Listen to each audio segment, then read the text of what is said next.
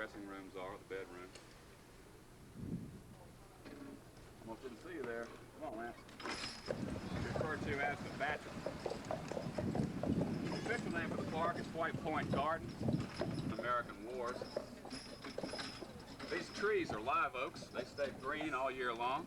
The sidewalk around the park here is what the streets of Charleston used to be made out of. It's a mixture of crushed up shells and sand.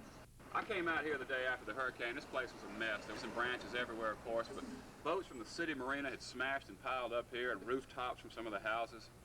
And it just looked to me like it was going to take years and years and years to ever get looking good again. I'm still amazed every time I come by how far along it's come in just a year's time.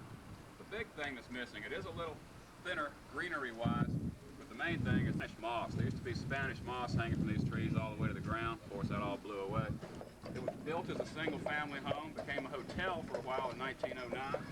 It's a single-family home again, but left over from the hotel days is a marble swimming pool inside the house.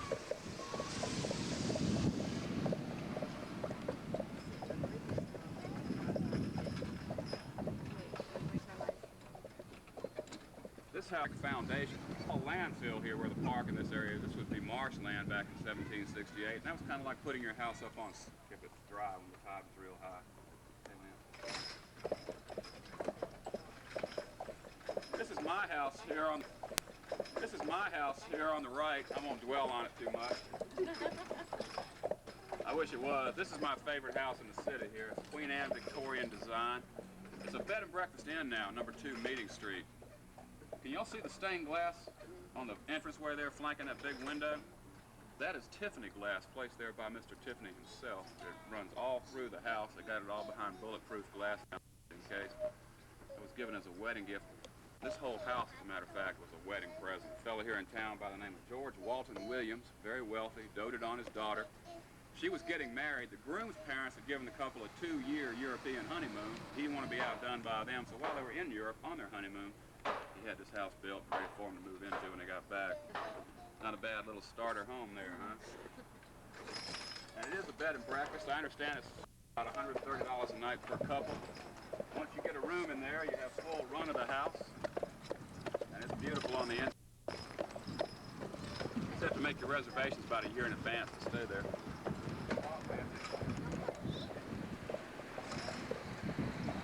Look over this carport here, you can see the bay window. There's more Tiffany glass in that. And there's a big oval window right beside that with that more Tiffany glass. There's Tiffany lampshades in there. It's just gorgeous. Okay, Charleston. Notice the cupola or the widow's walk up on the roof. There's another one right through the distance there. You could use that as an early form of air conditioning. You know, when it got real hot down here, you could open the windows in the cupola, the windows downstairs in the house, cool off the whole house. This house also has the open arms staircase here, designed to kind of welcome you to the house itself. They'd also use those at social events. You know, the ladies would go up the left, the gentlemen up the right, meet in the middle. They went through all that just so that the gentleman couldn't see the lady's ankles as she was going up the stairs.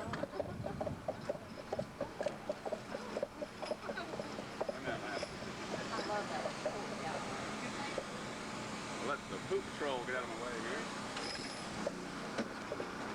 Oh. This is another one of my favorite houses here on the right. It's kind of related to the Meeting Street Inn back there. You remember George Williams, who built the house for his daughter? That's his house. This is where Daddy lived. But George wasn't too highly regarded here in Charleston. He was a very wealthy banker. He had swindled some Charlestonians. People didn't like him. He was a dashing kind of a guy. He was a blockade runner for a while during the war.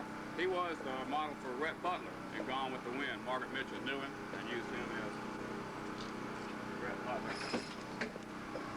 Oh. He wasn't well liked, but he wasn't shy.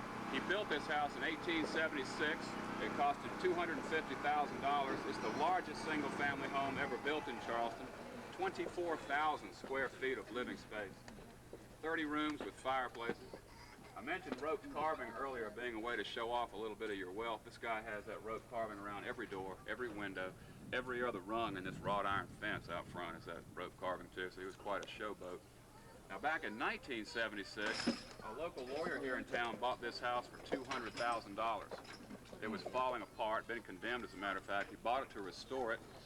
He's pumped millions of dollars into restoring the house. He lives here now by himself. He's opened up the first floor and a half, though, as a house museum. It's called the Calhoun Mansion, and this is one of the best house museums in town if you want to go by and see one of them. The house was originally built without those three-tiered piazzas there, but the family that built it found that they couldn't have children.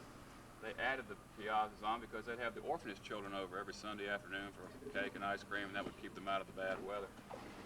That house looks, easy, Lance, that house looks like it's made out of block, but it's not. It's actually made out of black cypress wood that's been cut in the shape of block. Same thing as Mount Vernon.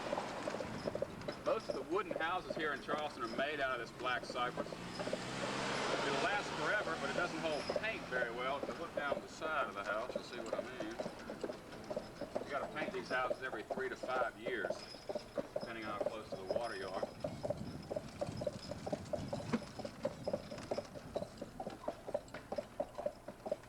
Century architecture, French influence with the wrought iron and the balcony. We got our idea of painting houses bright colors here in Charleston from early settlers from Barbados, telling us that, you know, that would reflect the sunlight, keep them cooler. Something you don't see a lot of in Charleston coming up, the house with the yard around it. You know, most of the yards here are hidden or in courtyard form. Nice fountain out here on this walkway too.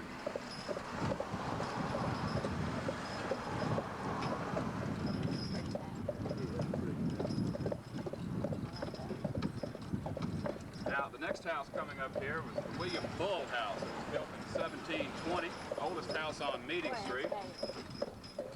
Was that there? Oh. Did you recognize it? One of the finest hotels, too, by the way, in the South is the Mills House Hotel. It's down in front of us on Meeting Street. It's a pretty good little way. That was built in what? Walk, man.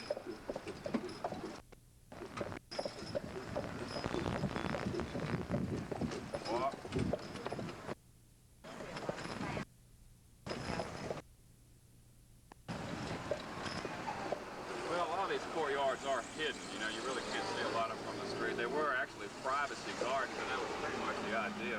But you wouldn't see that much. That's called Chevaux de Frise, and that went up all over town back in 1822. It was uncovered here. Slaves are going to revolt.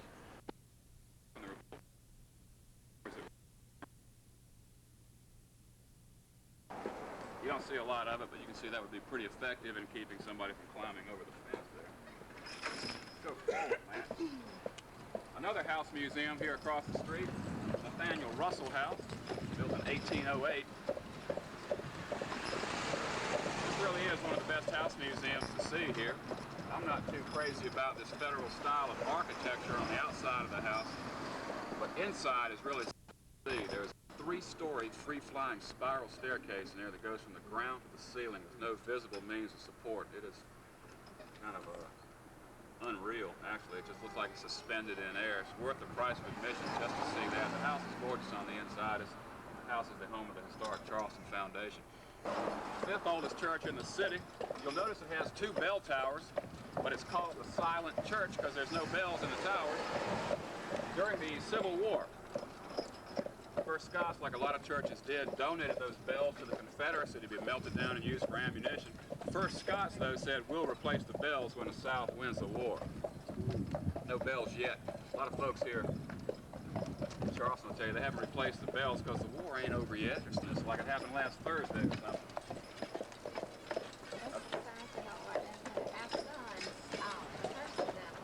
Oh, yeah? Oh, y'all here for a wedding, huh? Wide is the peninsula, like at this point, for instance? I guess it's about 2 miles. It's a mile from the market to the Battery walking down Church Street, exactly 1 mile that way. You know, Charleston's been through so many disasters. Fires, hurricanes, earthquakes, tornadoes, 2 wars fought here. Trad has held up very well. Look at the glass in these windows. That's the original hand-blown glass. You can see the wrinkles in it. See that from time to time here, mainly in churches. Here's some hurricane damage for you. The house is heavily damaged. But I'll tell you something. A lot of the work that's being done around here actually could have been done to these houses before the hurricane. A lot of work needed to be done here in the historic district, but because people didn't have the money or for one reason or whatnot. But anyway, when the hurricane hit, boom, there was your free ride there on your insurance. You just write everything off to Hugo, and a lot of people really made out real good here. The historic district is going to look better than it ever did when all this work gets completed as a result of Hurricane Hugo.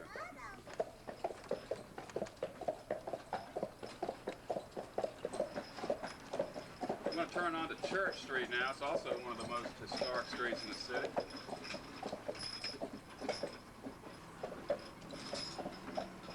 Attaboy, Lance. George Washington visited here and stayed on Church Street back in 1791. He came to South Carolina to thank the South Carolinians. More battles of the Revolutionary War were fought in South Carolina than any of the other colonies. When he visited here, he stayed here in this brick house. This was the home of Thomas Heyward, Jr., who signed the Declaration of Independence. George Washington slept there for 10 nights, so they named the house after him. It's the Heyward Washington House, and it's one of the house museums, too. Next to that, you see Catfish Row there, Porgy and Bess. Catfish Row was the inspiration for DuBose Heyward's play Porgy, and then later on the collaboration with George Gershwin for the opera Porgy and Bess. DuBose Heyward lived here on Church Street, back there a block or so. I guess he'd pass by there every day. That was originally a tenement. It was called Cabbage Road. Ladies would grow cabbages and sell them, put them in the windows for sale. DuBose Heyward changed the name from Cabbage Road to Catfish Road to fit in with the waterfront setting of Porgy and Bess, though. I like these four little Victorian-style houses here. Looks like something out of a Norman Rockwell book.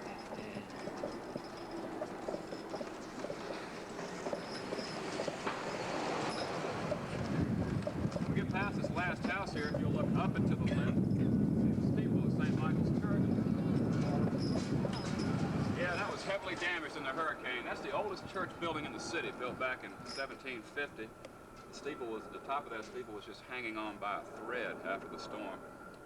They've got to figure out a way to brace that steeple. It's a wooden foundation, and they got to figure out a way to support the rest of the weight that has to go up there.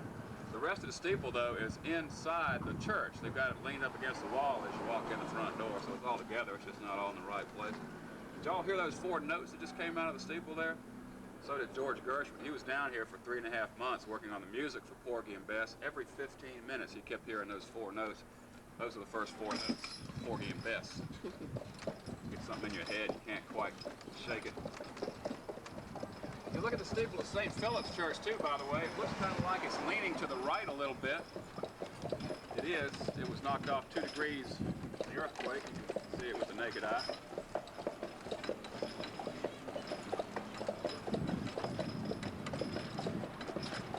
Church steeples have never fared too well here in Charleston with all the hurricanes, earthquakes, and wars.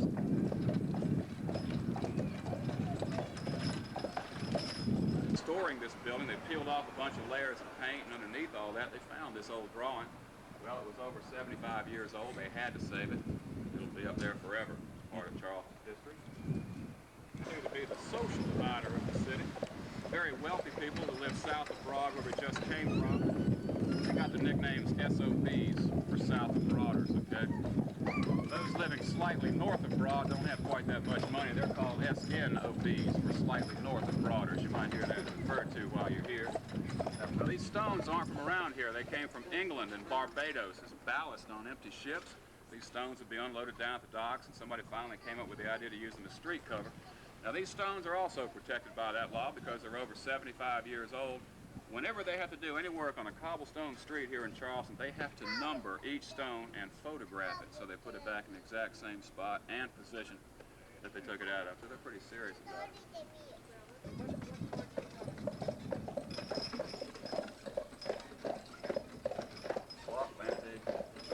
Coming up on the left in front of us again is the Dock Street Theater. This is the oldest building in America designed for putting on theatrical performances. They still use it today. Beautiful auditorium, great acoustics. If you get a chance, walk by here and go in and look around. It's gorgeous. The church here on the right is Gothic style architecture. This is really the reason for our French Quarter. Oh, man. The French Huguenots were generally planters who lived across the Cooper River or the Ashley River. This church used to be called the Church of the Tides, too, for a while, because they would have church service here on Sunday at high tide, depending on when that was, to let on a church in Charleston, too, by the way. Restoring these again. Blackbeard and Steve Bonet stayed in this corner building here from time to time.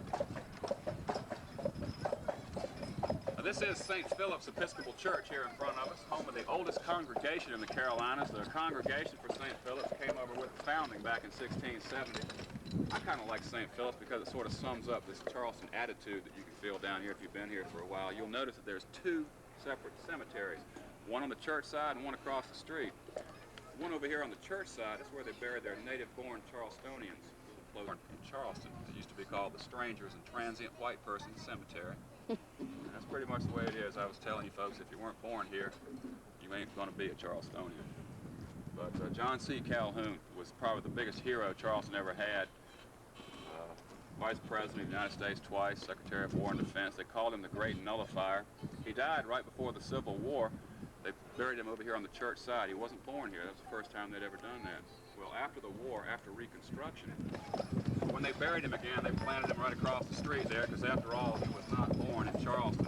That's his tomb out there, the big one. His wife, though, was born in Charleston, and she's over here on the church side. She was very serious about that. They stored black gunpowder in there. And one of the reasons it's still standing is because the walls are 32 inches thick. The ceiling is a very thin pottery type material. And the idea behind that was if the powder ever blew up, it would go up through the roof and not out. It was a big mess.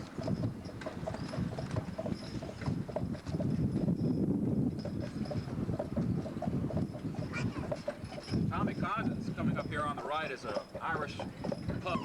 He had to rebuild. He missed St. Patty's Day this year. I know he hated that. Me and Lance like to sit up on the deck and have a few beers after a hard day tour.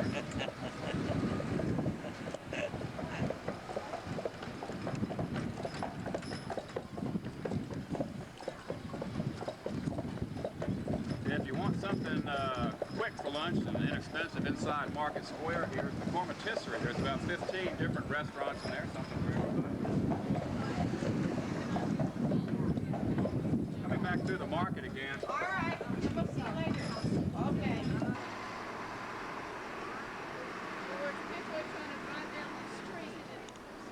What? The man was trying to drive down the street. Oh.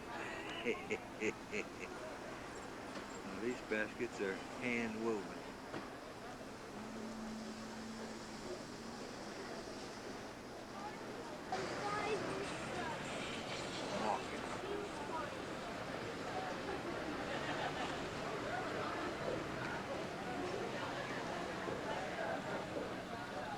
Art from Africa.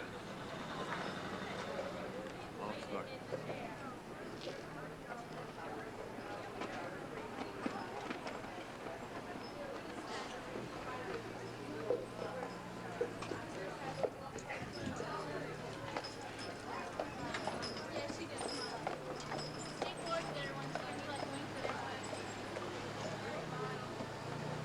Rob. See, there's a rainbow market over there, and then, oh, we.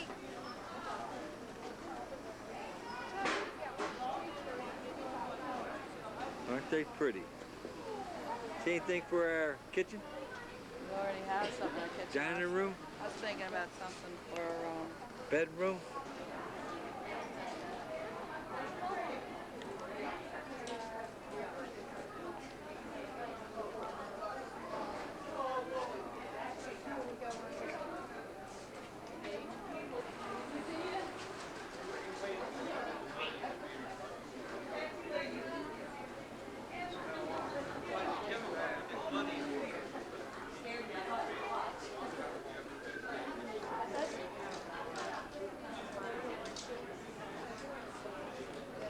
A real Hell's Angel.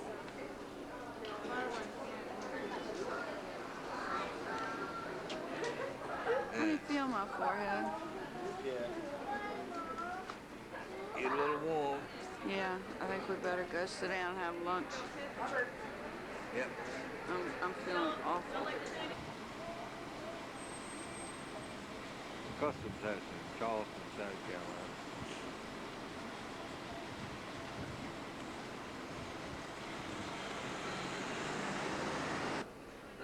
A.W. Shucks.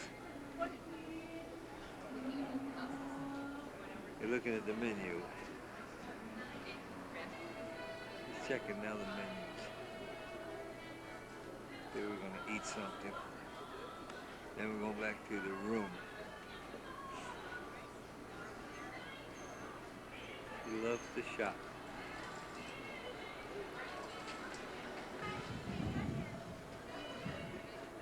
It says all shops.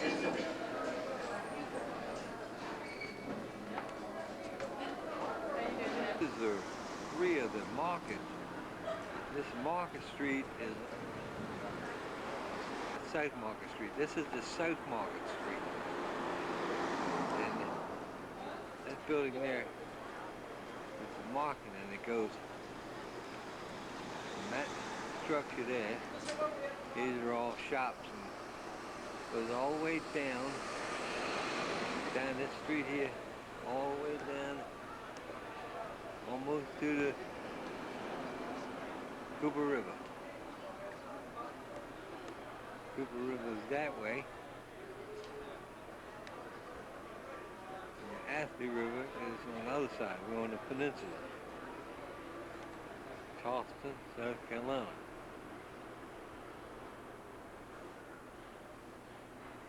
And there's tourists everywhere. And look, oh, there's a tourist there.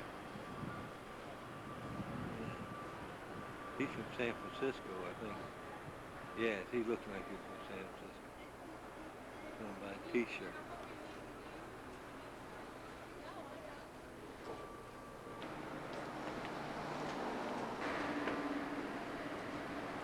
Taking a picture of these signs so Chuck can see them.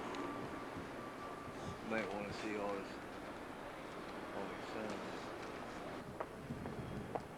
The bank. Doing a lot of work on the streets of Charleston. Building. It's a market again.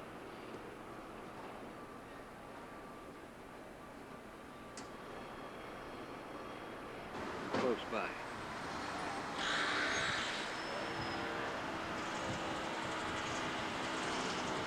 Confederates. This is the Boone Plantation in Mount Pleasant, South Carolina.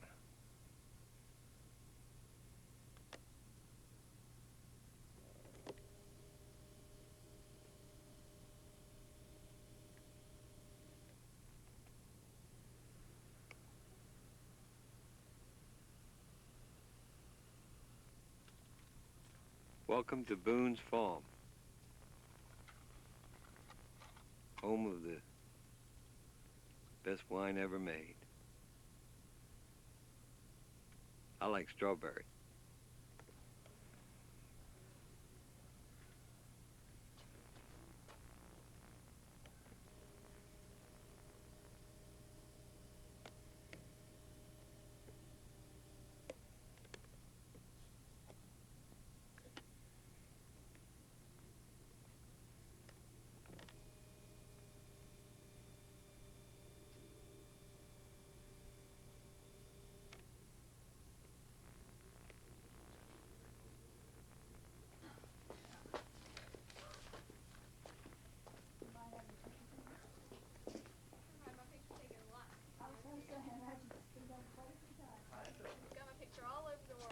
I bet you do.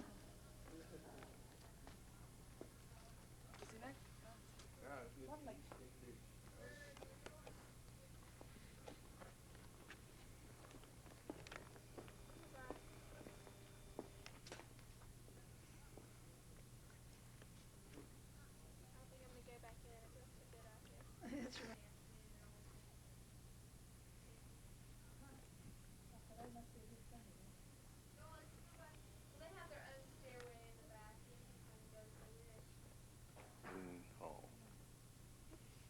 Private quarters upstairs. As a child, wouldn't you just love to climb on those?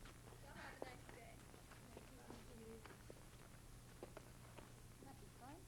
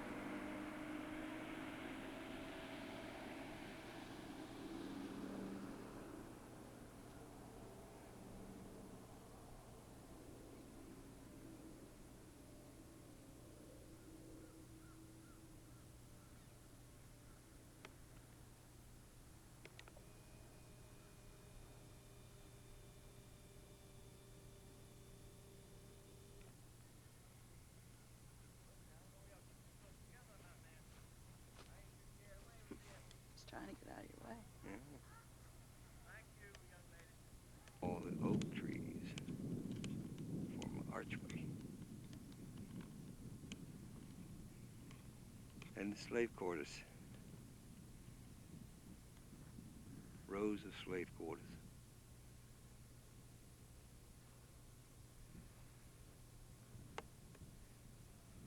Boone Hall Plantation.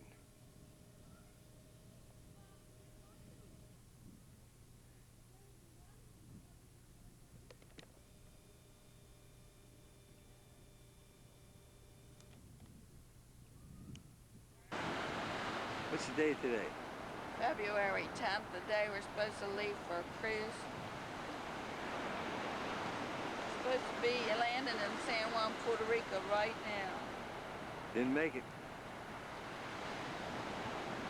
Where are you, Barbara? Isle of Palms. South Carolina? Yes, sir. Take a picture of that pink house and that gray house. It's so pretty.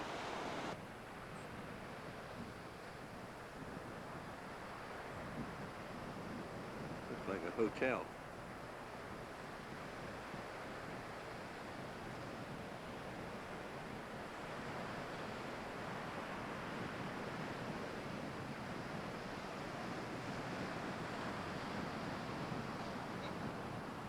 Must be a resort.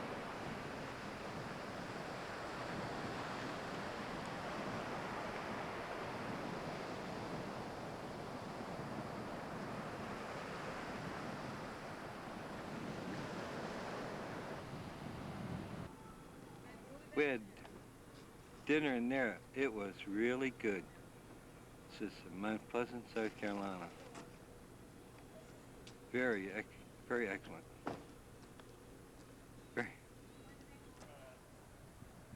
It was good.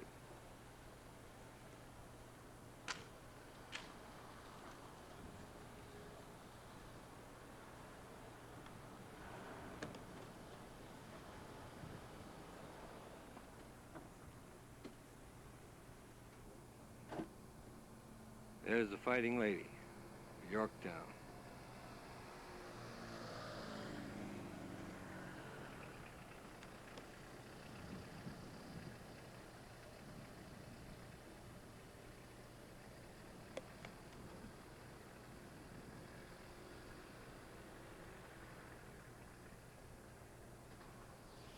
B-25 on the end.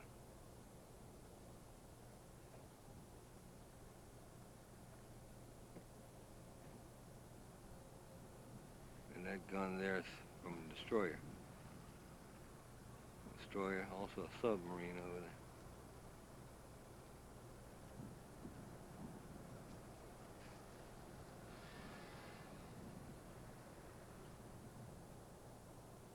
Sub chaser.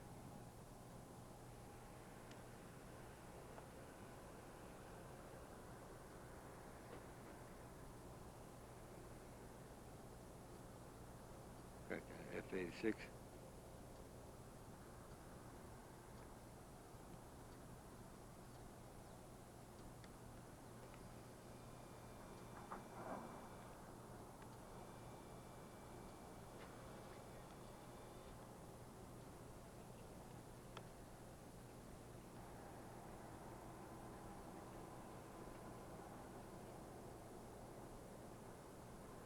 That's the Yorktown. The nuclear ship Savannah, one of the first. And the destroyer.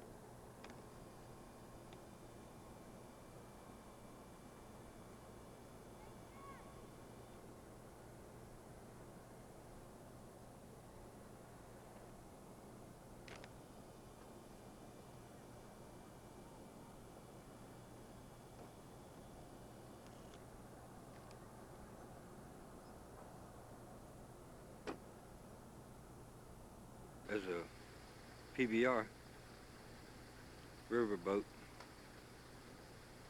Usually used along the rivers in Vietnam.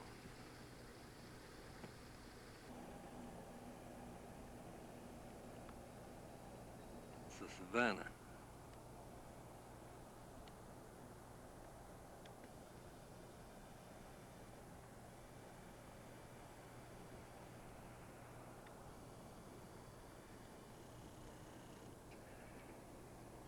The hotel we stayed in.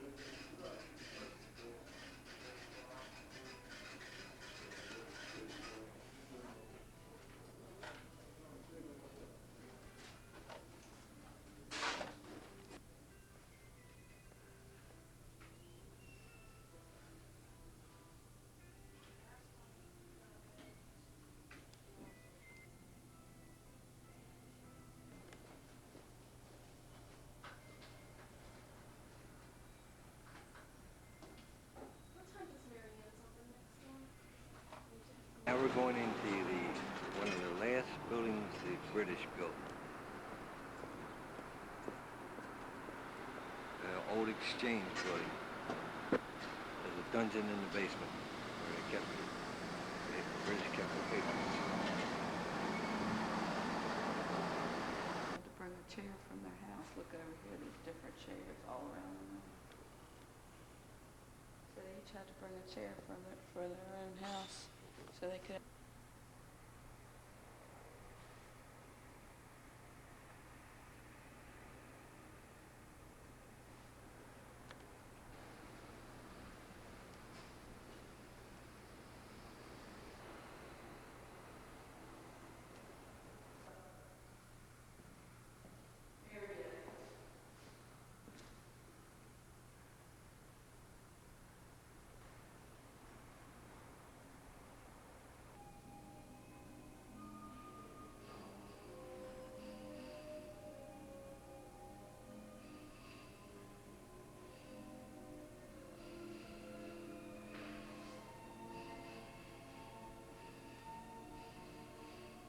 This is where the Patriots were held in the exchange building by the British and tortured.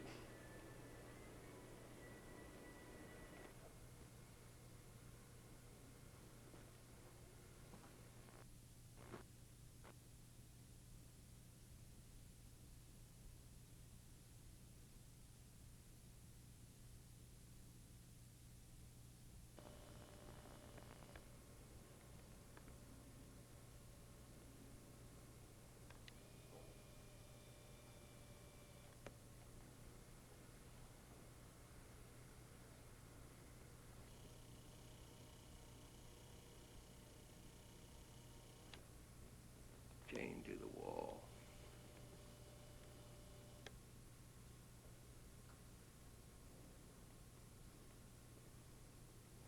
Keep him by the neck.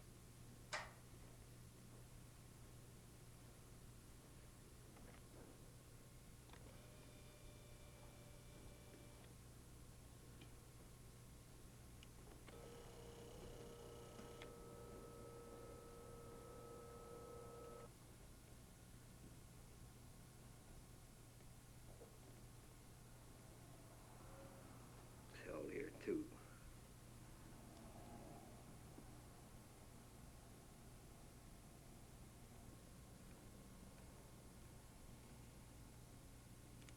They had women pirates, George.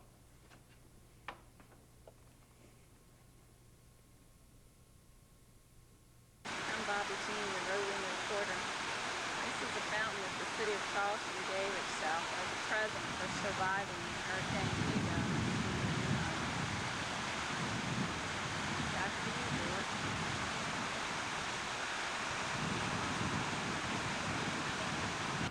This is City Marina right opposite the Yorktown.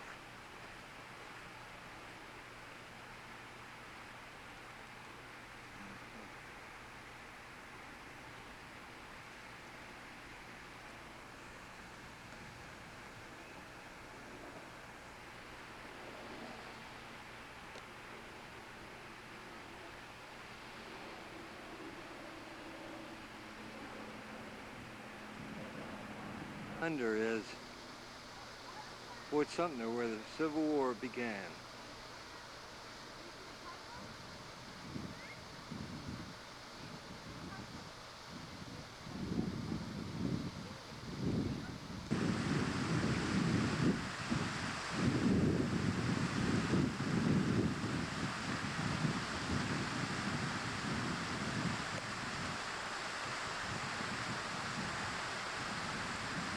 The tourists.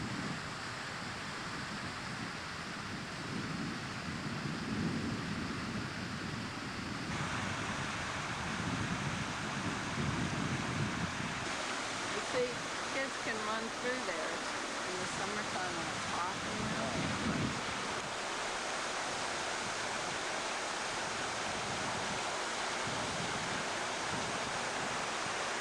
And one more picture of the fighting lady.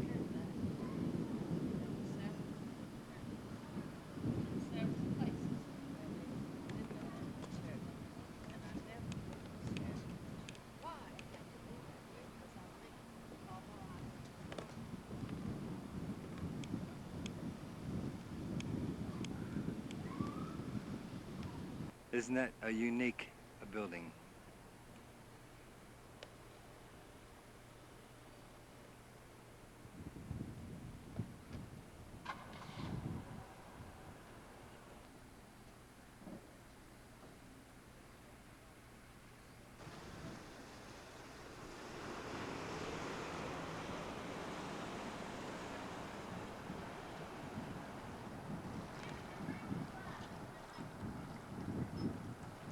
There's Lance.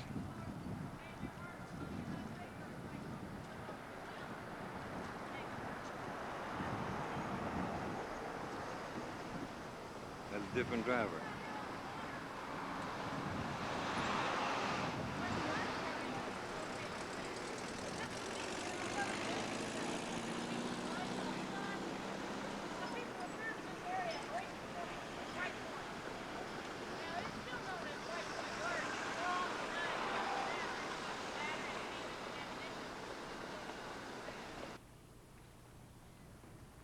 Battery parking.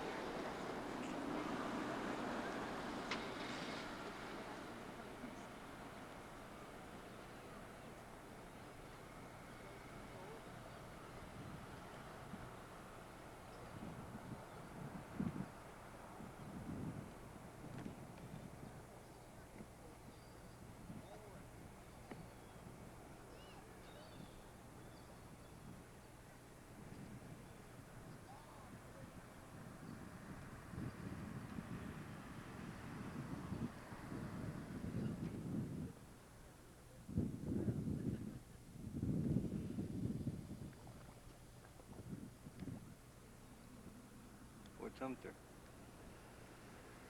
brush the house like feather dusters.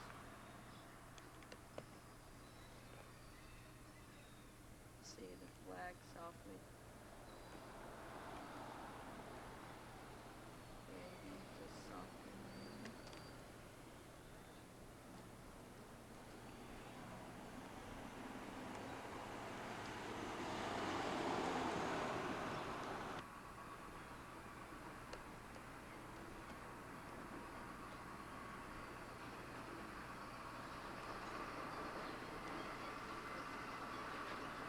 It's Charles Washington's house, like the courthouse. That's our house.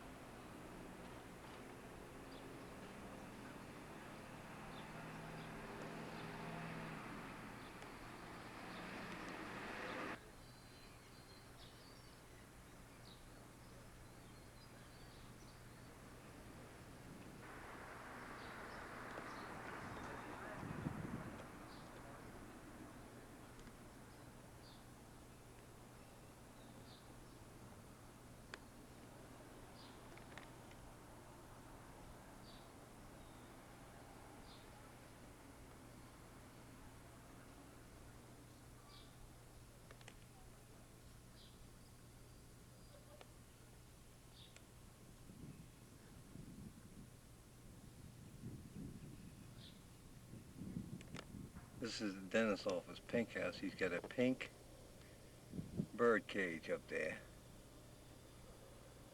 I mean bird house, not cage, bird house.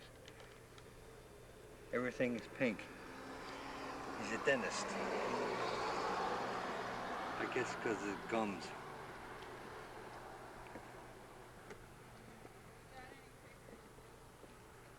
And even the pink trash can, guy's a fanatic.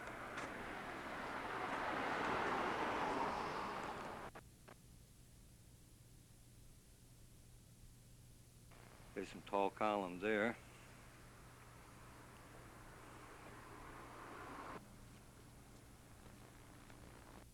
We're going to tour this house now.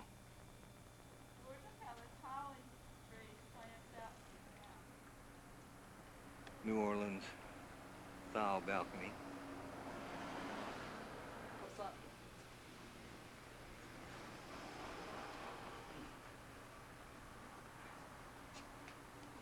It'd be a nice day to go to Fort Sumter, be on the boat and all. I usually, as many people as I take out, they family and friends here on it, before we go back, you know, I'll go with them. Oh yeah, that's not that we held up to that long. Yeah, I'm gonna come walk back this way toward the road.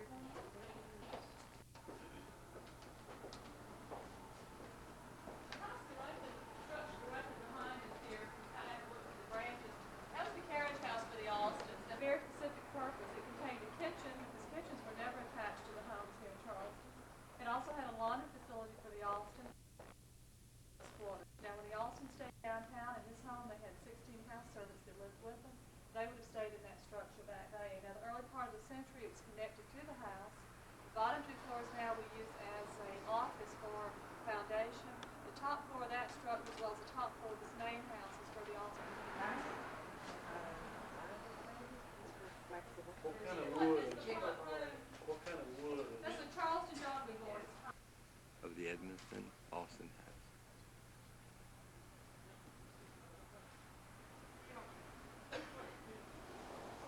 Likes this house. Barbara likes this house, 26 South Battery Street, Charleston, South Carolina. Don't know the zip code. They like this one.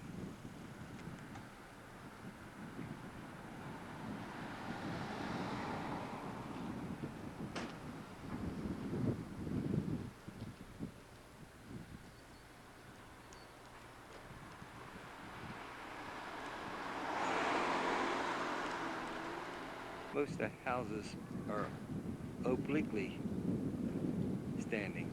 However, the one that Barbara likes is facing south. Look down to the right, too. See the ones down to the right? Yeah, take a picture of this front door. And to the right, They're all facing the other way. they're all oblique. Well, maybe that's direct south, directly south. Well, whatever, it's different. Different. I applaud it. And she saw it. And No, this I concludes applaud it. this concludes our visit to Charleston, South Carolina. What's the date today? February 11th, 1991. We are now in Beaufort, South Carolina. Clearance sign for vehicles to go under.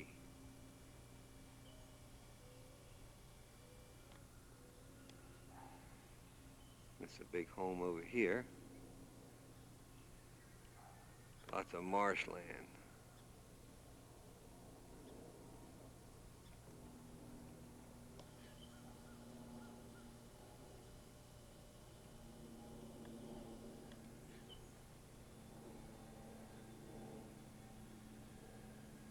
Lots of big mansions. Antebellum period. Still standing.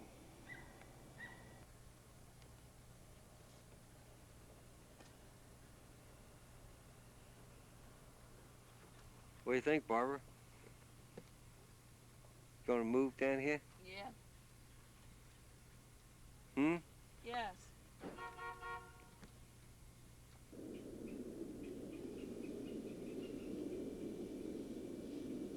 lovely homes down here in Beaufort, South Carolina. Claims. I would think we have got the majority right now without actually going into it. I don't think the question of that Working on these houses around it's here. difficult to be precise on these things. It That's doesn't probably really pretty help. assessment. But I can only say that we have This had considerable success, I think, in suppressing Iraqi Air Force. And if they do try and fly,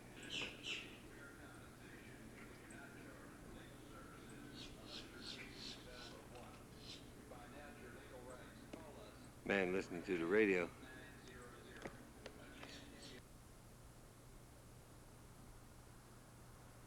And there.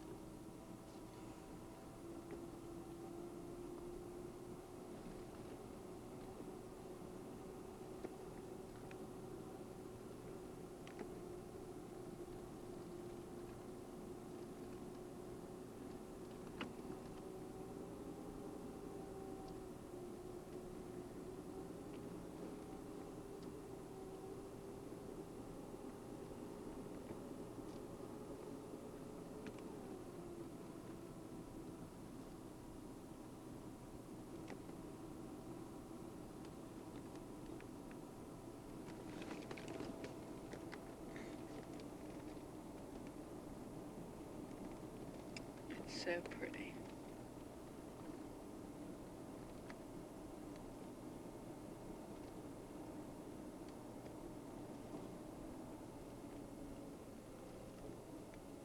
Wildlife viewing.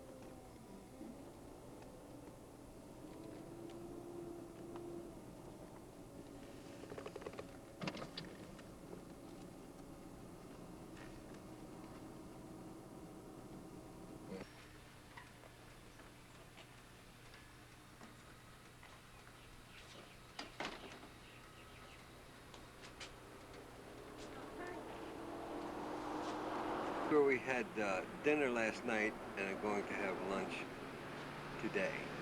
Ramen soup. This house, $114,000. Well, that's a nice house for One them. block from the river. 1 block from the river.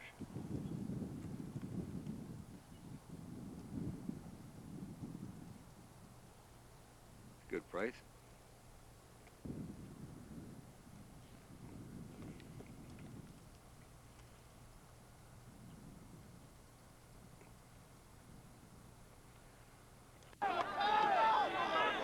Made it back swinging again.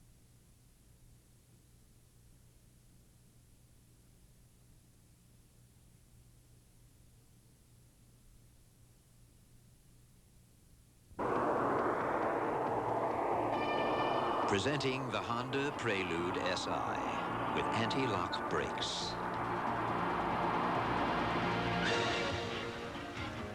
Never get behind a camera without one.